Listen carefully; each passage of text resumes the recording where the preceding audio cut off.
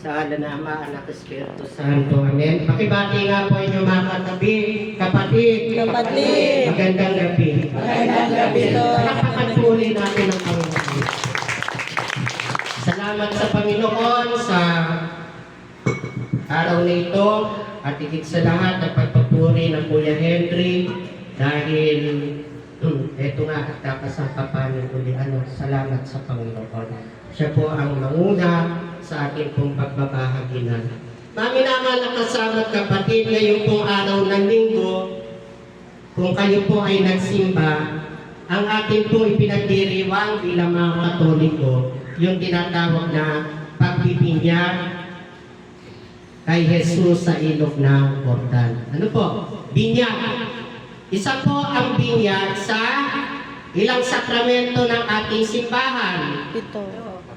Sagot. Pito. Pito. Ano yung pito na yan? Binyag, kumpil, kumpisan, kasal, pa? Banal na orden, pa? Banal na misa, at ang pagpapahid ng banal na langis.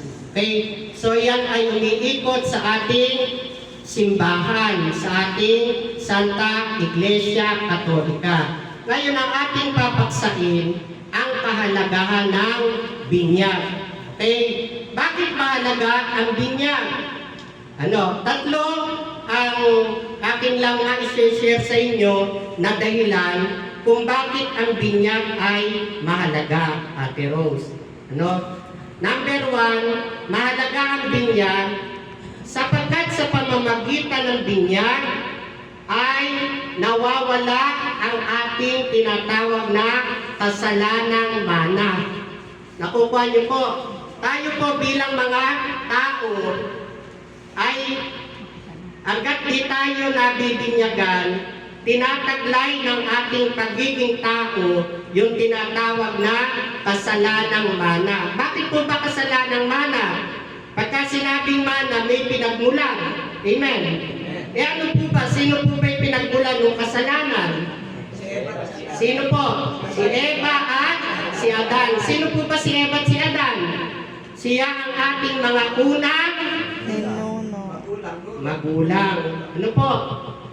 Si Eva at si Adan ang ating mga unang magulang. Ngayon, nung nagkasala si Eva at si Adan, tayo ngayong mga inanak, inampung anak, ay nagkaroon ng tinatawag ka-baby ng kasalanang mana. Okay? So, sa pamamagitan ng binyag, Ate Edna, doon ay nawawala yung tinatawag na kasalanang mana. Amen. Nagkakaroon tayo ng tinatawag na kalinisan sa pamamagitan ng pagbibinyag. Okay? So, yan ang una. Kaya kailangan tayo ay binyagan upang yung ating minanang kasalanan ay mawala sa ating pagkatao. Okay? Number two, ang kahalagahan ng binyag, sa pamamagitan ng binyag, tayo ay nakakaisa ng Panginoong Jesucristo. Bakit tayo nakakaisa? Nahiwalay ba tayo? Opo. Kailan tayo nahiwalay? Noong ang nagkasala yung ating mga unang magulang. Noon, ang sarap ng buhay, di ba, Ate Beth? Pagka inyong pinag-aralan yung aklat ng Genesis, ang sarap ng buhay ng tao noon. Pero, may isang bilin lang naman ang Ama. Kainin nyo na eka lahat ng makakain ninyo dyan. Maliban eka sa punong ito. Yun lang naman kaso, dumating nga ang tukso, hindi naman tukso, kundi yung kasalanang pagiging matigas ang ulo. Ayun. Pag dumating na sa atin yung ugali ng pagiging matigas ang ulo, hindi na kayo pinapatnubayan nung tinig ng Ama. Sapagkat ang sabi ng Ama, kainin nyo na lahat. maliban sa punong ito. Eh, doon kung alin yung maliban, yun ang ginawa. So, doon na yun nagkasala. Nung nagkasala, Ate Rose, doon dumating yung tayo ay nahiwalay sa presensya ng Ama ng Panginoon. Pero sa pamamagitan ng binyag, ibinabalik tayo sa pakikipag-ugnay.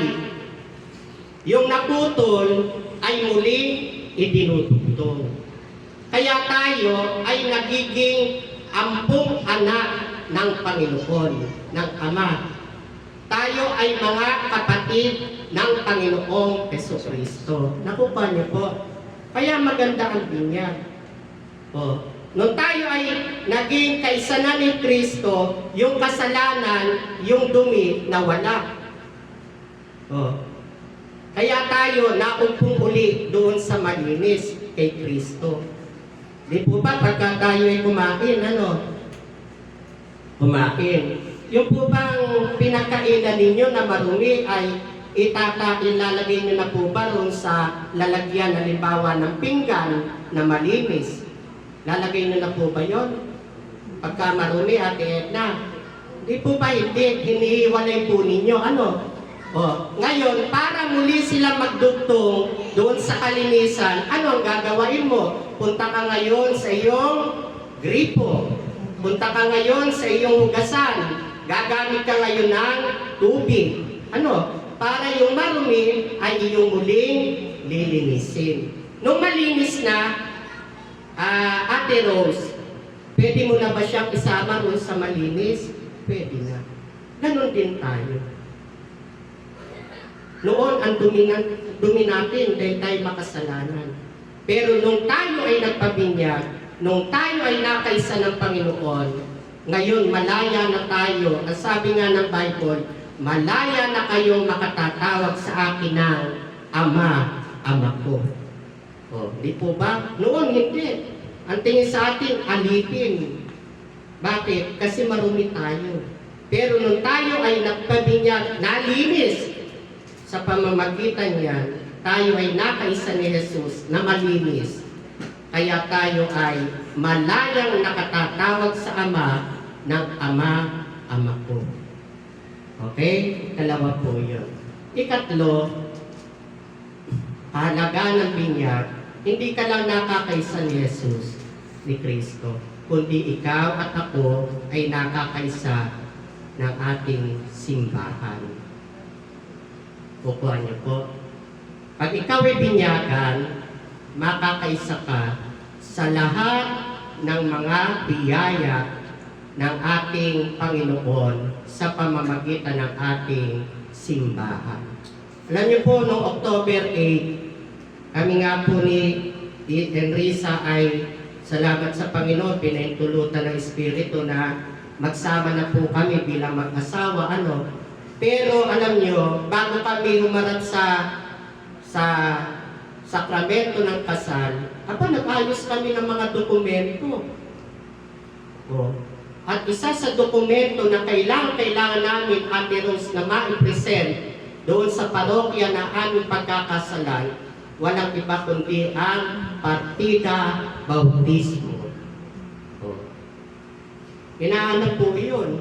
Kaya kahit na yung preparation namin, magiging mag-asawa kami, pag wala pa na yung kaprasong papel na yan, never na never mo matatanggap ang sakramento ng pagiging mag-asawa. Let us imagine that. Yung iba, naku, papilang kaya tapon na. Hindi po.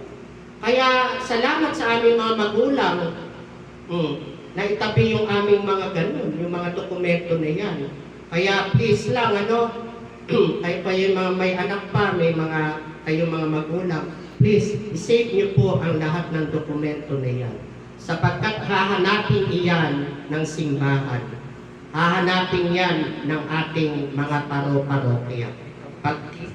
Tingnan niyo po, kami ay naghanap buti nakita po dahil sa pag-iingat ng aming mga magulang. So sa pamamagitan ng binyag, nakakaisa tayo ng Santa Iglesia Katolika.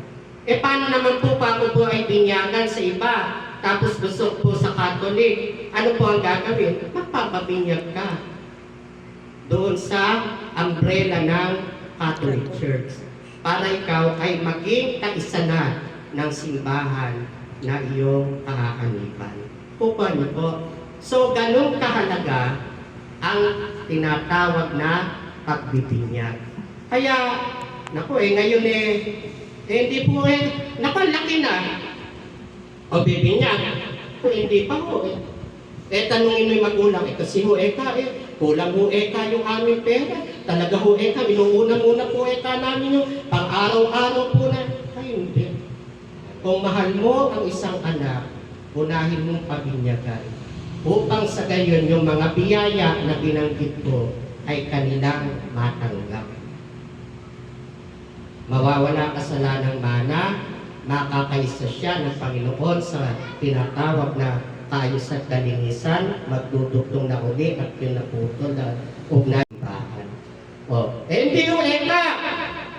Dito ba kabi ko? Sabi, oo.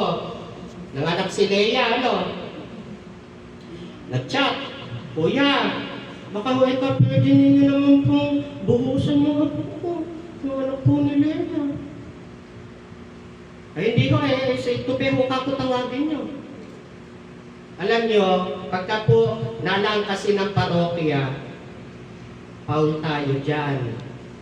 Pinagbabawal na ng parokya yung tinatawag na buhos na tinatawag. Kasi iyon ang isa sa dahilan, lalo ng mga nuno. Hindi pwede pinaipasyal kahit saan. Nabuhusan na ho iyan. Hindi po. Kailangan ipasok ninyo siya sa tahanan ng simbahan ng ating iglesia at bayaan ninyo ang pura paroko, ang pari, ang siyang magbinyag sa inyong mga anak at apo. Bakit kailangan lang po yung pagbubuhos? Pinahihintulutan ng iglesia ang pagbubuhos. Saan? Doon sa mga panahong kritikal at kondisyon ng bata. Kukuha nyo, doon sa mga panahong naghihingalo yung bata. Pwede ka ngayon gamitin dahil ikaw ay binyaga na kaysa ka na ng iglesia. Pagka naghihingalo, nangingitip na, baka mamatay, hindi mo yan maliligtas. Ayun, kuha ka ng tubig na maayos naman ha. Mamaya, buksan nyo yung gripo Ibis na pwede pang mabuhay yan, nilunod mo. Nung apay pa pangalan. Yan, mahalaga rin ang pangalan.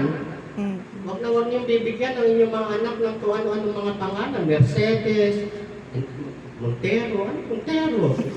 Sabi ni Bobby Mariano kanina, ang lahat ng mga binyagang Katoliko at magpapabinyag pa, ang kailangang ibibigay na pangalan, mga pangalang espiritual, mga pangalang santo, hindi mga pangalang hindi kilala. Kukuha niyo po. Kaya pag kayo nagbuntis, ari naman, buntis niyo misis. Pag-pray niyo naman, pagod na po ako. Gusto inig na tuhod ko, yung aliligaan niya na paano na.